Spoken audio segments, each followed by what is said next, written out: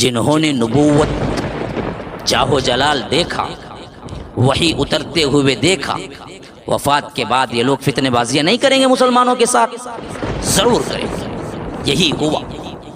اللہ کے رسول صلی اللہ علیہ وسلم کی وفات کے بعد ان بدبختوں نے بڑے چال چلے، لیکن صدیق اکبر کی صدیقیت بھی تھی، ایمانیت بھی تھی، جس کی وجہ سے ان کی خلافت کے اندر کوئی بڑا فتنہ یہ لوگ برپا نہ کر سکے، لیکن کیے۔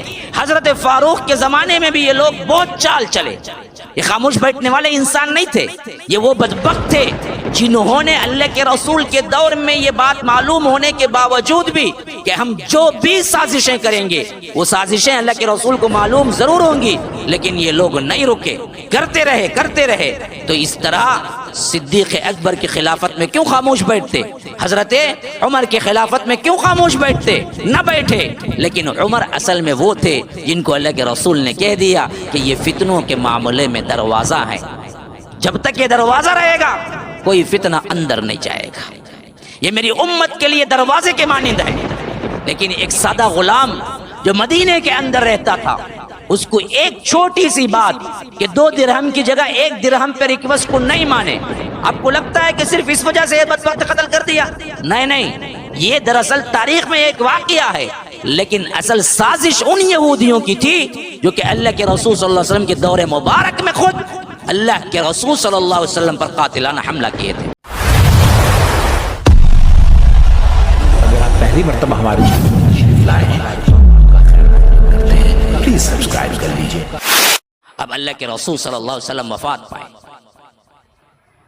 جنہوں نے نبوت جاہو جلال دیکھا، وحی اترتے ہوئے دیکھا، معلوم تھا کہ اللہ کے رسول کو ہر بات معلوم ہو جائے گی، وفات کے بعد یہ لوگ فتنے بازیاں نہیں کریں گے مسلمانوں کے ساتھ، ضرور کریں گے۔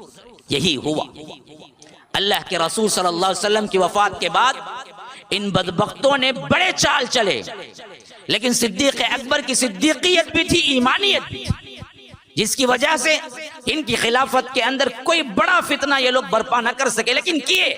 مانعین زکوٰۃ کا فتنہ ہوا، بعض لوگ مرتد ہو گئے، بعض جھوٹے مدعیان نبوت اٹھے، ان سب کے معاملے کو ہوا دینے والے پیچھے سے یہ بھی تھے، لیکن صدیق کا وہ ایمان اور جلال تھا، وہ پہاڑ جیسے ثابت ہوئے۔ عالم دیکھنے میں بہت دبلے پتلے ہوتے تھے، حتیٰ کہ اتنے نحیف تھے کہ روایتوں میں آتا ہے کہ ازار ان کے کمر پہ، تہبند ان کے کمر پہ بیٹھتا نہیں تھا، اتنے ان کے کمر اتنے پتلے تھے، اور ایسے ان کا کمر کا معاملہ تھا کہ وہ کس کس کے باندھتے تھے اپنے تہبند کو، لیکن کیا ہے پیٹ ہو تو نہ کھڑے تو نیچے اتر جاتا تھا، اتنے نحیف اور لاغر تھے، لیکن دین ایمان کے سلسلے میں بہت بڑے چٹان پہاڑ تھے۔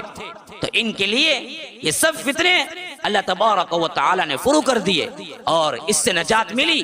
صدیق کے بعد فاروق آئے، حضرت فاروق کے زمانے میں بھی یہ لوگ بہت چال چلے، یہ خاموش بیٹھنے والے انسان نہیں تھے، یہ وہ بدبخت تھے جنہوں نے اللہ کے رسول کے دور میں یہ بات معلوم ہونے کے باوجود بھی کہ ہم جو بھی سازشیں کریں گے وہ سازشیں اللہ کے رسول کو معلوم ضرور ہوں گی، لیکن یہ لوگ نہیں رکے، کرتے رہے۔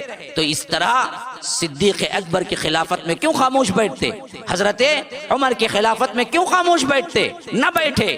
لیکن عمر اصل میں وہ تھے جن کو اللہ کے رسول نے کہہ دیا کہ یہ فتنوں کے معاملے میں دروازہ ہے، جب تک یہ دروازہ رہے گا کوئی فتنہ اندر نہیں جائے گا، یہ میری امت کے لیے دروازے کے مانند ہے۔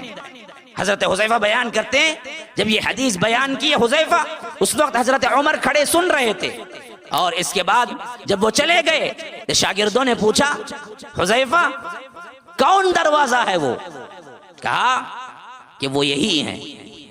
پوچھا توڑا جائے گا یا کھلوایا جائے گا؟ کہا توڑا جائے گا۔ پھر اس کے بعد شاگردوں نے پوچھا کیا اس حدیث کا یہ معنی جیسے تم سمجھتے ہو اسی دروازہ جس کی طرف حدیث میں اشارہ ہے وہ حضرت عمر ہے، یہ عمر کو بھی معلوم ہے؟ کہا کہ اچھی طرح معلوم ہے جیسے مجھے معلوم ہے۔ اور توڑوایا جائے گا یا کھلوایا جائے گا کا معنی کیا ہے؟ کہا کہ یہ شہید ہوں گے، یہ طبعی موت نہیں مریں گے، توڑوایا جائے گا، یہ ٹوٹے گا تو فتنے اندر آئیں گے۔ تو حضرت عمر کو یہ بات پیشن گوئی کے طور پر پہلے ہی معلوم تھی کہ اللہ کے رسول صلی اللہ علیہ وسلم نے مجھے شہادت کی طرف اشارہ کیا ہے، اور شہادت ہوئی اس میں بھی انہی یہودیوں کا ہاتھ ہے۔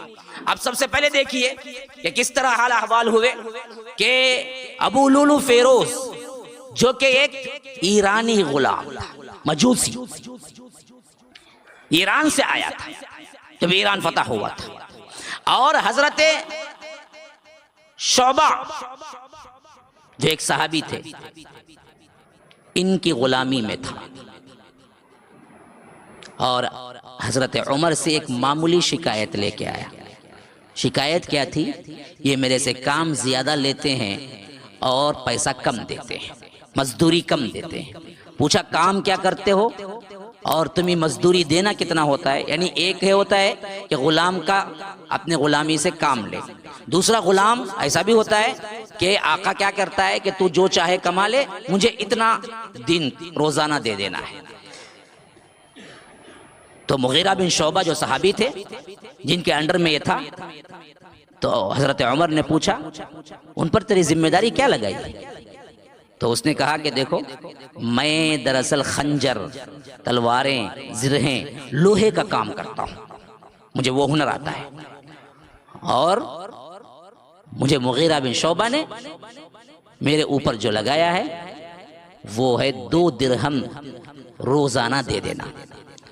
مجھے وہ بڑی مشکل ہوتی ہے، آپ کہیں کہ 1 درہم روزانہ لے لیں۔ حضرت عمر نے کہا جو کام تم کرتے ہو، جو فن تمہارے ہاتھ میں ہے، جس سے اس زمانے میں کیا ہے بہترین تجارت تھی، وہ خنجر کے، تلوار کے، زرہوں کی، تو کہا کہ 2 درہم دے دینا دن میں کوئی بڑی بات نہیں ہے، تم اس سے بہت زیادہ کما لیتے ہو۔ تو صرف اتنی بات کا غصہ تھا کہ وہ 1 درہم پہ ان کو لانے کے لیے ریکویسٹ کیا تھا، اور حضرت عمر نہیں مانے، کہا کہ 2 درہم جو لیتے ہیں وہ برابر لیتے ہیں، تم پے کرو۔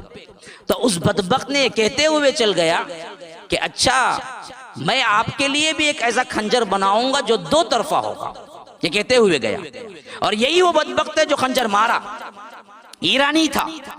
اب اسی سے آپ تانے بانے لگا لیں، یہ حضرت عمر کی شہادت بھی کوئی اتفاقیہ شہادت نہیں تھی، یہ یہودیوں کی پلاننگ تھی، استعمال ہوا ایرانی غلام، اور ایران جب فتح ہوا ان کو بھی سب سے زیادہ افسوس یہی تھا کہ وہ صدیوں کی جو مملکت تھی وہ دراصل حضرت عمر کی وجہ سے ہمارے ہاتھ سے چلی گئی۔ تو اس واسطے وہاں کے جو خاندانی تھے، یہودیوں نسل جیسے لوگ ہی، انہوں نے یہودیوں سے ساز باز کی، اور اسی ساز باز کے نتیجے میں حضرت عمر کی شہادت ہوئی۔ کرنے والوں میں سب سے زیادہ ہاتھ صہیونیت کا تھا، یہودیوں کا تھا، اور ساتھ میں ایک ایرانی غلام تھا جو پکڑا گیا، اور یہ ایرانی غلام کی بھی ساز باز ان یہودی لوگوں سے تھی۔ یہیں سے ان لوگوں کا عمل دخل مسلمانوں کے اندر آیا، یہاں تک کہ حضرت عمر کی شہادت مدینے کے اندر ہوئی، جو کہ اسلام کا قلعہ تھا، کوئی دم مارنے کی مجال نہیں۔